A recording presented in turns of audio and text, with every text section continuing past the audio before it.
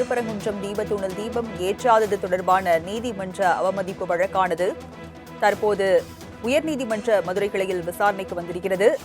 நீதிமன்ற அவமதிப்பு நடவடிக்கை கோரிய வழக்கு நீதிபதி ஜி.ஆர். சுவாமிநாதன் முன்பாக விசாரணைக்கு வந்திருக்கிறது. அதனை அண்மை செய்தியாக பார்க்கிறோம். தீபம் ஏற்ற கால அவகாசம் முடிந்துவிட்டதாக அரசு தரப்பில் தெரிவிக்கப்பட்டுள்ளதாகவும் அண்மை தகவல் வெளியாகியிருக்கிறது. மேலும் உச்சநீதிமன்றத்தில் வெள்ளிக்கிழமை விசாரணைக்கு வரவுள்ளதால் கால அவகாசம் வேண்டும் என்று அரசு தரப்பில் வாதிடப்பட்டுள்ளதாகவும் அண்மை தகவல் வெளியாகி இருக்கிறது. மனுதாரர் தரப்பில் பொறுப்பற்ற முறையில் வாதம் வைக்கப்படுகிறது என்றும் அரசு தரப்பில் தெரிவிக்கப்பட்டிருக்கிறது. அதனை அண்மை செய்தியாக நாம் பார்த்துக் கொண்டிருக்கிறோம். திருப்பரங்குன்றத்தில் தீபம் ஏற்றாது தொடர்பாக வழக்கானது ஜி.ஆர். சுவாமிநாதன் முன்னிலையில் மதுரை உயர்நீதிமன்ற கிளையில் விசாரணைக்கு வந்திருக்கிறது. இதில் அரசு தரப்பில் பல்வேறு வாதங்களானது முன்வைக்கப்பட்டிருக்கிறது. மதுரை அமர்வில் இந்த வழக்கு வெள்ளிக்கிழமை விசாரணைக்கு வருவதாக அரசு தரப்பில் தெரிவிக்கப்பட்டிருக்கிறது. விவரங்களை செய்தியாளர் மதிவாணன் வழங்க கேட்கலாம். மதிவாணன், இந்த வழக்கில் அரசு தரப்பில் என்னென்ன வாதங்கள் வைக்கப்பட்டது, விவரங்கள் என்ன? வணக்கம் ராஜலட்சுமி.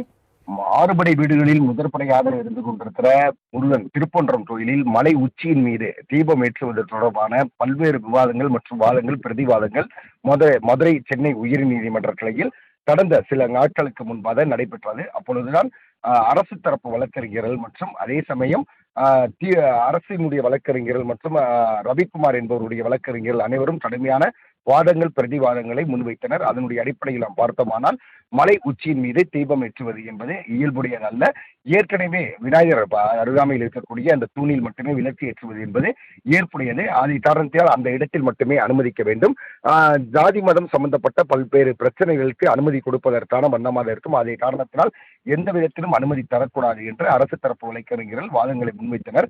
அதே போல ரவிக்குமாரனுடைய வழக்கறிஞர்களை பொறுத்தவரையில் எந்த விதத்திலும் சட்டம் ஒழுங்கு சார்ந்த பிரச்சனை வராது. கடந்த பல நூறு ஆண்டுகளுக்கு முன்பாக ஏற்றப்பட்ட இடத்தில் தான் நாங்கள் அனுமதி கேட்கிறோம். இருப்பினும் கூட தமிழக அரசு மறுப்பது என்பது எங்களுக்கு வேடிக்கையாக இருந்து வருகிறது. அதே காரணத்தினால் உரிய இடத்தில் அனுமதி வழங்க வேண்டும் என்ற சாரசாரமான விவாதங்களை கொண்டிருந்தது. இதனை அடுத்துத்தான் தனி நீதிபதி ஜி.ஆர். சுவாமிநாதன் அவர்கள் மலை உச்சியின் மீது தீபம் ஏற்றுவதற்கான அனுமதி என்பது கொடுக்கப்பட்டிருந்தது. அதனுடைய அடிப்படையில் அனுமதி கொடுக்கப்பட்டுள்ள அந்த சூழ்நிலையில் அந்த தீபம் ஏற்றுவதற்கான வழிமுறைகளை தமிழக அரசு வகுத்து கொடுக்க வேண்டும். அதே போல உரிய பாதுகாப்புகளையும் தமிழக அரசு வழங்க வேண்டும் என்று இவ்வாறு நீதிபதி உத்தரவிட்டிருந்தார். இதனை கேட்டுக்கொண்டிருந்த வழக்கறிஞர்கள் மற்றும் அதே போல ரவிக்குமார் தலைமையில் ஏராளமானோர் மலை உச்சியின் மீது தீபம் ஏற்றுவதற்கு தயார் நிலையில் இருந்து கொண்டிருந்தனர். அங்கே இருந்த மதுரை மாநகர காவல்துறை ஆணையாளரை பொறுத்தவரையில் லோகநாதன் எந்த விதத்திலும் அனுமதி நாங்கள் அளிக்க முடியாது, எங்களுக்கான உத்தரவு என்பது அளிக்கப்படவில்லை என்று சொல்லி அவர்களை நீண்ட நேரத்தில் அந்த இடத்தில் வைத்திருந்தார்கள்.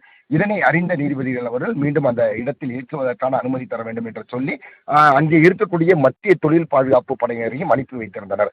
அவர்கள் சென்றும் கூட உங்களது கட்டுப்பாட்டுக்குள் வராது, இது எனது முழுமையான கட்டுப்பாட்டுக்குள் வருகிறது, மாநில அரசாங்கத்தின் வழிகாட்டுதலின் அடிப்படையில் தான் நான் நிச்சயமாக செயல்பட முடியும். அதை காரணத்தால் ஏற்ற முடியவில்லை.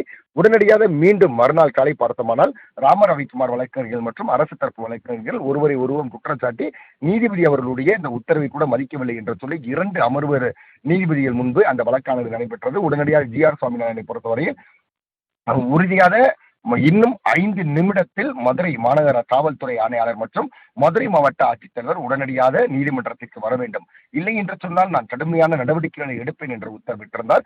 இருப்பினும் கூட அந்த உத்தரவுகளுக்கு செவிசாய்க்காத வண்ணம் ஆட்சித்தலைவர் மற்றும் மாநகர காவல்துறை ஆணையாளரும் அந்த இடத்திற்கு செல்லவில்லை. இதன் பின்பு அடுத்தடுத்து அந்த வழக்குகள் என்பது நடைபெற்றிருந்தது. இருப்பினும் கூட அதற்கான தீர்வு என்பது காணவில்லை.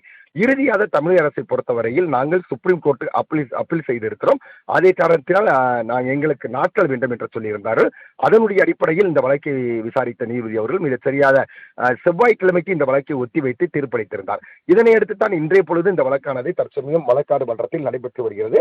அப்பொழுது தொடர்ந்து பல்வேறு விவாதங்கள் என்பது நடைபெற்று வருகிறது. அவற்றை நாம் சிலவற்றை பார்த்தோம்னால் நீதிபதிகளை பொறுத்தவரையில் இந்த தீபம் என்பது ஏன் ஏற்றப்படவில்லை, அதே சமயம் திருப்பொன்றம் மலை உச்சியில் உள்ள தீபத்தூணிலும் கார்த்திகை தீபத்தை ஏற்ற போதிய முன்னேற்பாடு செய்யாத அலுவலர்கள் மீது நீதிமன்ற அவமதிப்பு நடவடிக்கை கோரிய வழக்கு நீதிபதி GR சுவாமிநாதன் முன்பாக தொடங்கியது.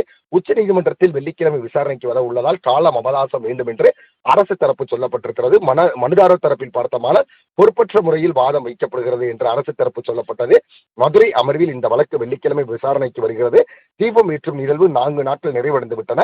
அரசு தரப்பு இந்த வழக்கு தீபம் ஏற்றும் உரிமை சார்ந்தது மட்டுமல்ல, சொத்து உரிமை தொடர்பானதும் என நீதிமன்றங்கள் தெரிவித்திருந்தனர்.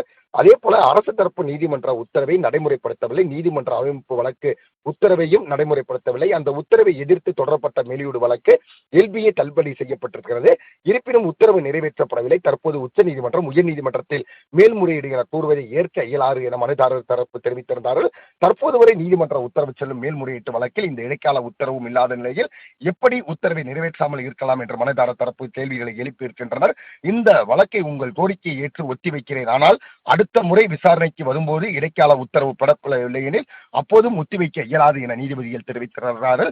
இந்த வழக்கை ஒத்திவைக்கிறேன் என்று சொன்னாலும் கூட இன்னும் சில நிமிடங்களில் அதற்கான அந்த தேதியை குறிப்பிடுவார்கள் என்று எதிர்பார்க்கப்படுகிறது. அதே போல சில ஆன்மீக பக்தர்களை பொறுத்து, அதே போல ஆன்மீக குருக்களை பொறுத்தவரையில் தீபம் ஏற்றுவது என்பது கார்த்திகை தீபத்தை பொறுத்தவரையில் அந்த 3 நாட்கள் தான் ஏற்புடையது.